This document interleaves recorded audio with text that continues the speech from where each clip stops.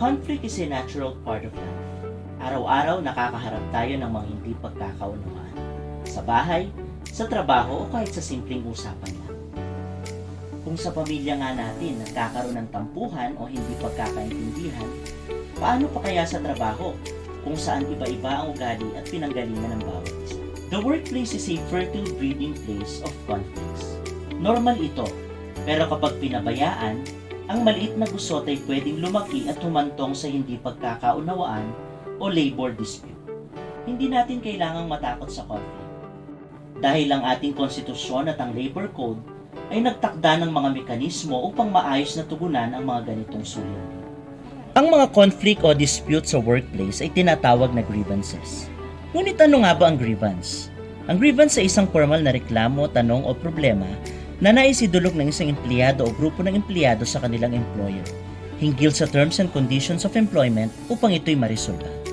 Maaari ding magkaroon ng grievance kung may pagkakaiba sa interpretasyon, aplikasyon o pagsunod sa collective bargaining agreement o company rules and regulations. Oo, kahit walang union o CBA, pwedeng magkaroon ng grievance kung may issue sa terms and condition ng employment contract. Ang grievance ay maaaring ihain ng mga sumusunod.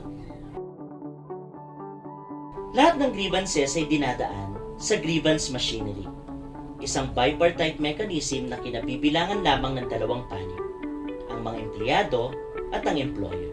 Ito ay umiiral mismo sa loob ng kumpanya, kaya't ito ang pinakamadaling paraan para maresolba ang mga workplace concerns.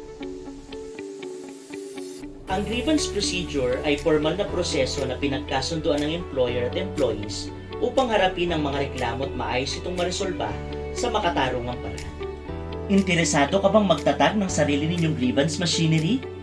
Makipag-ugnayan sa Regional Conciliation and Mediation Branch Team ng National Conciliation and Mediation Board. Kami ay handang tumulong. NCMB, katuwang sa kapayapaan at kaunlaran sa paggawa.